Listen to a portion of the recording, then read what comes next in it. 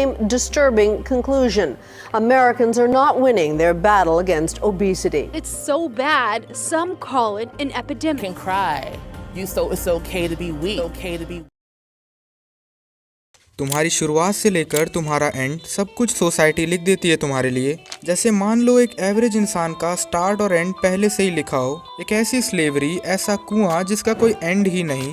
ऐसी ही स्लेवरी में फंस के आज की जनरेशन का आईक्यू और स्ट्रेंथ बढ़ने की जगह टाइम के साथ कम होता जा रहा है। हम वो पहली जनरेशन बनने जा रहे हैं जिनका आईक्यू पिछली जनरेशन से कम है, या कह सकते हो कम होता जा रहा है। हड्डियां कमजोर है, स्ट्रेंथ नहीं है और एक नेवर एंडिंग लूप में फंसे हैं। सालों से रैट की तरह जीने के चलते तुम्हारा टेस्टोस्टेरोन एवरेज से भी कम हो चुका है। और जब भी तुम फेल होते हो, कोई तुम्हारी बॉडी फंक्शनिंग को क्वेश्चन नहीं करता। सब यही कहते हैं कि तुम आलसी हो, तुम काम नहीं करते। सारी गलती सिर्फ और सिर्फ तुम्हारी है, ना कि तुम्हारे इन्वायरमेंट की। किसी भी प्रॉब्लम के पहले क्वेश्चन आता है कि वो प्रॉब्लम हुई क्यों। अगर रीजन पता हो तो प्रॉब्लम भी अपने आप सॉल्व हो जाती है।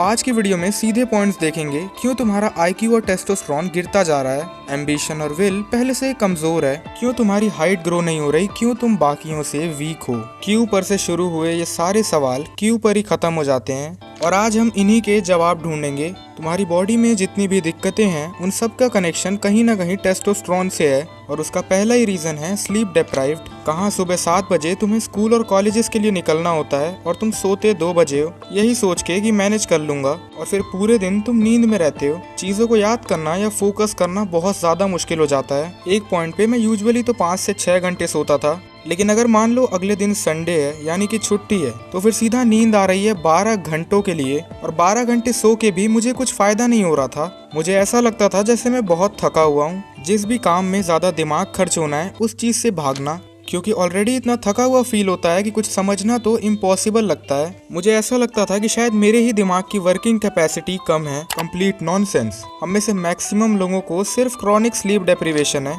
इसे ठीक करने का एक ही तरीका है कि जल्दी सोना चालू करो। स्टार्टिंग में तुम्हें 10-12 घंटे नींद आएगी, लेकिन टाइम के साथ ऑटोमेटिकली तुम्हारी बॉडी 7 से 8 घंटे में एडजस्ट कर लेगी।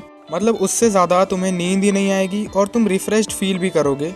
बिना कोई रीज़न के 2-2 बजे तक जाग रहे हो तो क्या टेस्टोस्टेरोन बढ़ेगा तुम्हारा माइंड अपने आप में ही एक अलग दुनिया है एंड बहुत पावरफुल चीज़ है। फॉर एग्जाम्पल मैग्नस कार्लसन या गुकेश दोनों ही वर्ल्ड के one of the best chess player हैं। मेन बात यह है कि ऐसे प्रोफेशनल चेस प्लेयर्स सिर्फ 1 घंटे के चेस खेलने से 200 कैलोरीज तक बर्न कर जाते हैं। जितनी कैलोरीज तुम आधे घंटे की रनिंग से बर्न करते हो, उतनी कैलोरीज वो सिर्फ अपने दिमाग का यूज करके बर्न कर जा रहे हैं। दिमाग पे पड़ने वाला लोड कोई नॉर्मल चीज नहीं है, और आज के टाइम पर हम केपेबल ही नहीं है अपने असली दिमाग के पोटेंशियल को टेस्ट करने के लिए। हम ऑलरेडी इतने थके हुए हैं, हम कुछ जानना नहीं चाहते। जब दिमाग का फुल पोटेंशियल पर यूज ही नहीं हो रहा तो वो ग्रो कैसे करेगा, पहले से बेटर कैसे होगा। जिस चीज का हम यूज नहीं करते वो ऑटोमेटिकली खराब हो जाती है, और तुम्हारे दिमाग को काम के साथ जरूरत है रेस्ट की। अगला है द माइस एक्सपेरिमेंट। 2 चूहों के ग्रुप को लिया गया। उनमें से एक ग्रुप को बहुत ही पुअर खाना दिया गया, ऐसा खाना जिसमें इनफ न्यूट्रिशन नहीं था। वो खाना सिर्फ उन चूहों को जिंदा रखने का काम कर रहा था, और वहीं ग्रुप बी को न्यूट्रिशन डेंस फूड दिया गया, ऐसा खाना जो उनके लिए परफेक्ट था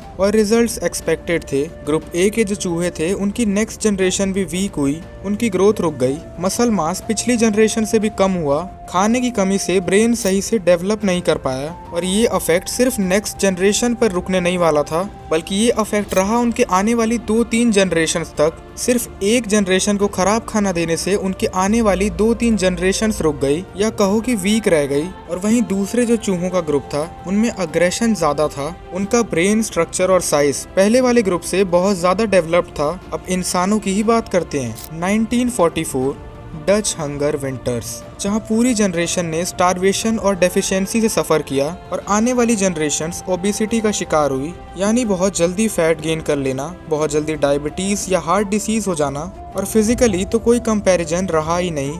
और ये इफेक्ट आने वाली कई जनरेशन्स तक रहा। सारी नेचुरल चीजें ट्राई करने के बाद अगर तुम इन्वेस्ट कर सकते हो तो तुम ले सकते हो अपराइट बाय मेनश्योर। ये एक कंप्लीट नेचुरल सब्सटेंस है जो टेस्टोस्टेरोन बूस्ट करने में तुम्हारी हेल्प करेगा। 18+ लोगों के लिए ये काफी हेल्पफुल है। पहली बात तो ये कम्प्लीटली नेचुरल है, इसे तुम्हें दिन में सिर्फ एक टाइम कंज्यूम करना है, तुम सुबह के टाइम कर सकते हो। ये आयुर्वेदिक प्रिंसिपल्स को फॉलो करता है, इसीलिए ये 100% सेफ होने के साथ नॉन एडिक्टिव भी है। अगर 18+ हो तो श्योरली इसमें इन्वेस्ट कर सकते हो। एक्चुअली ये तुम्हारे एनर्जी लेवल्स और स्टेमिना को भी बूस्ट करता है, क्योंकि इसके अंदर है natural herbs like ashwagandha, shilajit, safed musli और भी कुछ चीजें जो तुम्हारा एंड्योरेंस, स्ट्रेंथ और एनर्जी लेवल्स को हाई करेगा। इसे परचेज करने के लिए तुम्हें लिंक डिस्क्रिप्शन में मिल जाएगा, जाके परचेज कर सकते हो। तो अब पॉइंट पर आते हैं। सही खाना तुम्हारे आने वाली जनरेशन्स के डीएनए को अफेक्ट कर सकता है और इंडिया में हर दूसरा इंसान डेफिशिएंट है। अब तुम पैसों का एक्सक्यूज नहीं दे सकते, क्योंकि वो आगे चलकर दवाइयों में खर्च होने ही वाले हैं। अगर टेस्टोस्टेरोन कम लग रहा है तो हेल्दी फैट वाली चीजें खाना चालू करो, यानी कि एग्स, आलमंड्स, कैश्यूज।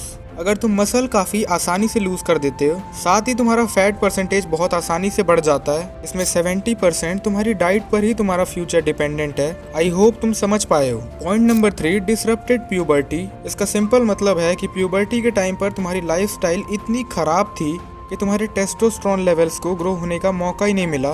तुम चलते नहीं थे, डाइट के नाम पर सिर्फ प्रोसेस्ड फूड खा रहे थे। ये सारी चीजें एक दूसरे के ऊपर स्टैक होती हैं, और अगर ये सब प्यूबर्टी में किया हो तो ये तो किलर कॉम्बो है।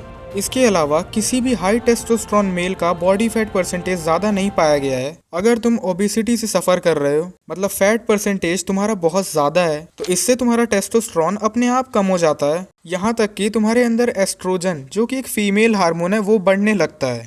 और इन गलतियों का कितना बड़ा इफेक्ट है ये वही जानता है जिसने गलतियां कर रखी हों, क्योंकि इनसे होने वाली परेशानियां कई बार इरिवर्सिबल होती है, जिन्हें तुम चेंज नहीं कर पाओगे। अगला पॉइंट है क्रॉनिक स्ट्रेस। ये भी स्लीप से कनेक्टेड है। नींद पूरी नहीं होती तो तुम अपने आप ही ज्यादा इरिटेटेड हो जाते हो। अब सीधे दिमाग से तुम सोच नहीं पा रहे तो ऑब्वियसली तुम्हें स्ट्रेस तो होगा ही। सब कुछ सुधारने के लिए अल्ट्रा प्रोसेस्ड फूड छोड़ दो, ऐसी डाइट कंज्यूम करो जिसमें हेल्दी फैट्स ज्यादा हो, साथ ही साथ प्रोटीन। मेक श्योर कि तुम ट्रेनिंग कर रहे हो। और सबसे बड़ा फैक्टर जिससे कोई पॉइंट कंपेरेबल ही नहीं है, वो है chronic sleep. Sleeping schedule completely खराब होना, वो भी ड्यूरिंग प्यूबर्टी। ये सब करने का मतलब ही है यू आर अबव एवरेज। तुम एक मीडियोकर नहीं हो, साथ ही साथ तुम एक ऐसे इंसान हो जो फिजिकली अपने पीक पर है। बाकी अगर अब तुमने सब्सक्राइब कर दिया है तो हम दोबारा मिलेंगे, नहीं तो शायद ही हमारी आखिरी मुलाकात थी। Bye bye. それらが結ばれるのは真の像